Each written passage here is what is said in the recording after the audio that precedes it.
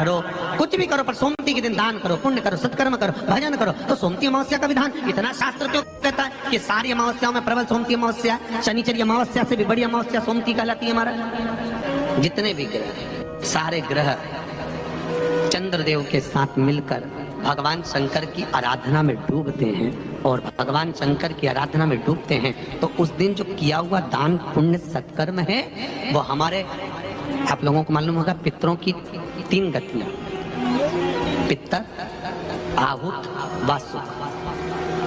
कितने? 3। गर्भ में जो चले गया आहुत है, तुम्हारी अवस्था में गया जिसकी शादी नहीं हुई, आहुत। पितर अधोगति में अचानक बहुत सारी तमन्ना थी, बहुत कुछ करना चाहता था और अचानक चले गया, मर गया, पितर गिनती में। जो एक्सीडेंट आदि, खांसी, सुसाइड, बस 3। शास्त्र कहता है सोमती अमावस्या के दिन ये तीनों आहुत, पितर, वासुक, जहाँ पर घर की कुल की माता पीपल की परिक्रमा करती है या तुलसी की परिक्रमा करती है या पूजन करती है या दान करती है सोमती अमावस्या के दिन, तो ये तीनों को उसका भाग प्राप्त हो जाता है, तीनों तर जाते हैं, फिर उनको पिंड की जरूरत नहीं पड़ती महाराज, उनको तर्पण की जरूरत नहीं पड़ती। इसलिए सोमती अमावस्या का क्रम हमारे हिंदू धर्म में ज्यादा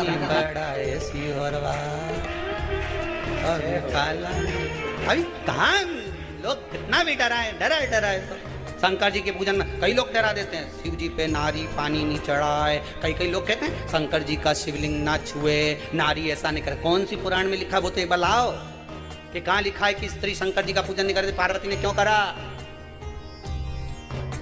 कोई के हनुमान जी के मंदिर नारी नहीं जाए, कौन सी पुराण में लिखा है? हम भी तो जाने, सीता जी के पास तो हनुमान जी यूं ही पहुंच गए, तो वो भी तो नारी थी।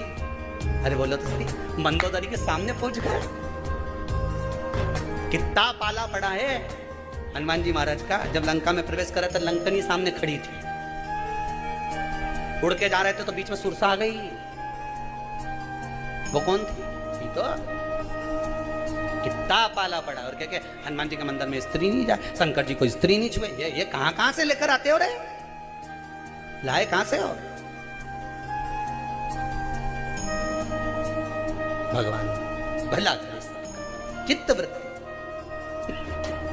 भगवान की भक्ति। झूठ बोला ब्रह्मा जी ने, भगवान शिव के चरणों में भगवान विष्णु ने नमन करते हुए कहा, इस शीश, कटे हुए शीश का आप बट वृक्ष बना दो।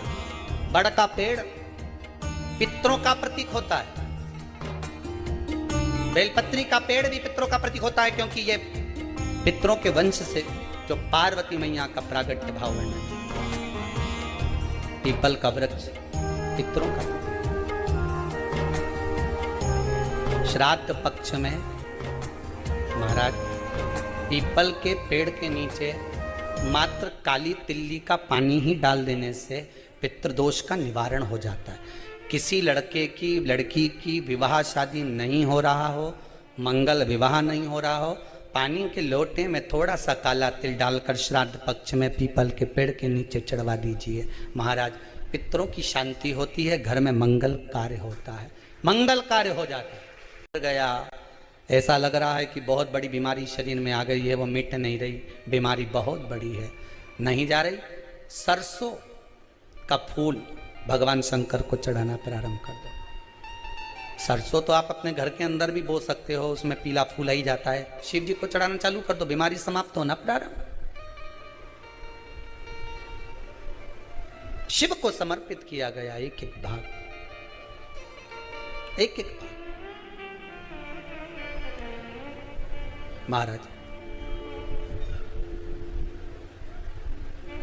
लगे ऐसा कि घर में शांति नहीं है, सुख लक्ष्मी तो है, परिवार भी छोटा है पर शांति नहीं। जब देखो जब किसी ना किसी का मुंह चलता रहे, क्रोध में बोलते रहें, शब्दों के तीर चलते रहें, शांति नहीं है। प्रयास करिए श्राद्ध पक्ष में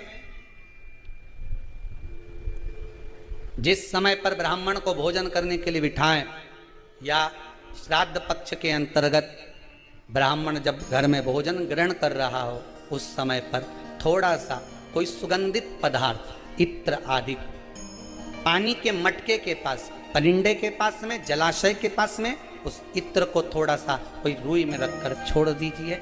घर में कभी क्लेश नहीं हो सकता, शांत का माहौल पितृपक्ष में किया जाए, पितृपक्ष में। और एक बात और अच्छे से ध्यान रखिएगा, आप ब्राह्मण को भोजन कराएं ना कराएं, आपने धूप छोड़ी ना छोड़ी वो पता नहीं, गाय को रोटी दी ना दी, स्वान को भोजन दिया ना दिया, कौवे को भोजन दिया ना दिया, चलेगा।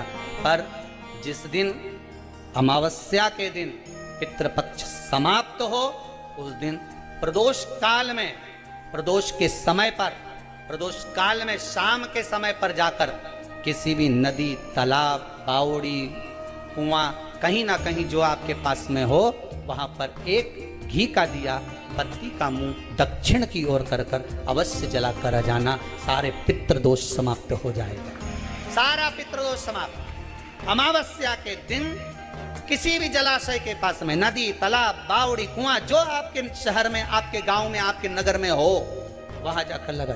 अगर नदी, तालाब, बावड़ी, कुआं नहीं है तो पीपल का वृक्ष हो या बेलपत्री का वृक्ष हो या बट का वृक्ष हो, उसके नीचे लगा दो प्रदोष काल में। पर अमावस्या के दिन लगाएं जरूर। क्यों?